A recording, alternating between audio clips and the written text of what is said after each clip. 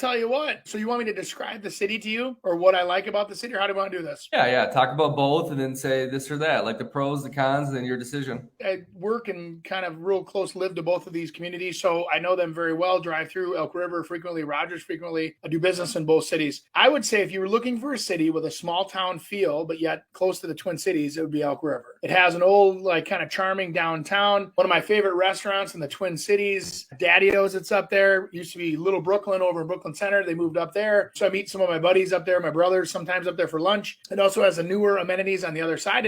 And their sports teams are really still coming together. Football and basketball and all these teams are really, really starting to shine. It's becoming a shining city from an athletic perspective as well. Now, as far as cool things about that town, they do have the North Star, if you're into going downtown, runs right through town. They have all the amenities, modern stuff that you'd want to see up there. And then there's quite a variety of housing. So from the older existing charming stuff to the newer mid-priced, and they even have acreage. So if you want to have a fancy house out on a golf course or, live on 10 acres, that all can be accommodated in that town. Price ranges are still affordable as well. So Rogers? You're a Rogers guy? You know what? I like Rogers. Rogers, I jokingly used to call it the truck stop town because when I first started working out there, all it was the happy chef sitting out there in the corner and all the truckers that would stop on their way into the cities to regas and have lunch or whatever, breakfast. I've been selling in Rogers for over 20 years, mostly new construction. So I started on, and I don't remember what the name of the development was, ended up in Edgewater when I was finally up behind that Vite up on the hill up there, the fancy development. There's a whole nother episode I could talk about that, how the developer failed and everything else, but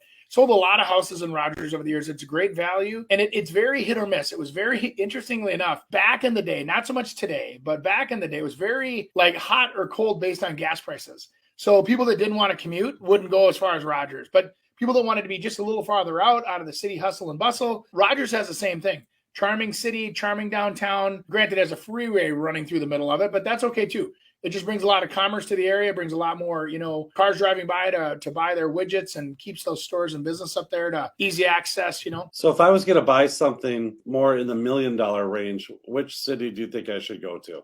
Elk River. Just because I think that buyer, the amenities that they could, or the lifestyle that they could achieve with that, with, more acreage or being on a country club kind of a, vibe, or the golf course, I should say, those are easier to attain in that area. Now, Rogers, what's cool about Rogers is you start getting towards the south end of Rogers, kind of towards that Hassan and, I forget the name of the little town, Fletcher or whatever it's called right there. That side of, you're 5 minutes out of Maple Grove. You just go right down the back roads and you're right to Mama G's in about 4 minutes, and then right into all of that modern North Maple Grove. So it's actually pretty accessible to two cities. So if you like to shop and you like to be a little closer in, I'd suggest Rogers because there's a lot of beautiful homes in both cities. And I really don't have a preference because I don't commute. So I would probably just as soon be a little farther up and go into Elk River. But if I was a commuter, I'd probably place that home in Rogers because I also hate this. I'm not trying to be in the middle, but I actually like both cities pretty darn equally. You're not going to get in trouble this way, Andy. Well, no, Rogers got itself in trouble a few years ago. I don't know if you guys ever heard about that. They were giving out a bunch of TIF money. They were giving like the Dairy Queen like $400,000 to build a Dairy Queen up there, and they wanted commerce, so they started really heavily like Cabela's and everything. Everybody got a little handout to move up to Rogers, and they got in trouble over time over it. And then that whole regime that was in there got wiped out, and they replaced everybody, and now they've kind of cleaned it up, and they're not handing out so much money, but I don't remember all the details. You could probably Google it and find it. But forefathers of the current administration were trying to get the commerce there to make it more than a truck stop town. And that's what they did at the expense of all that extra taxpayer money to get them there. And like some people are like, why should I pay, to have a Dairy Queen here? You probably wouldn't have had a Dairy Queen there or the hotels that are there or the restaurants that are there if they didn't have that money available. It was incentive to get those businesses in town. Right. And it created a town and literally turned it from a truck stop to a town. The people's problem with it is in reality, what they do is they just reduce their property taxes for a certain amount of time and or have zero. But the problem is that these companies are still using city services. So they're costing them money and not paying any money. And that's where people have the problem. Well, yeah, and when they're not paying money, it actually put the burden onto the homeowners because the corporations that normally generate a lot of taxes were not.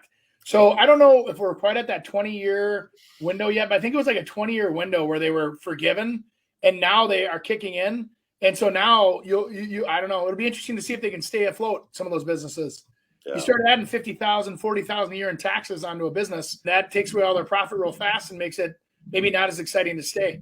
Anyway, that nothing to do with housing, but it's a real situation in that area.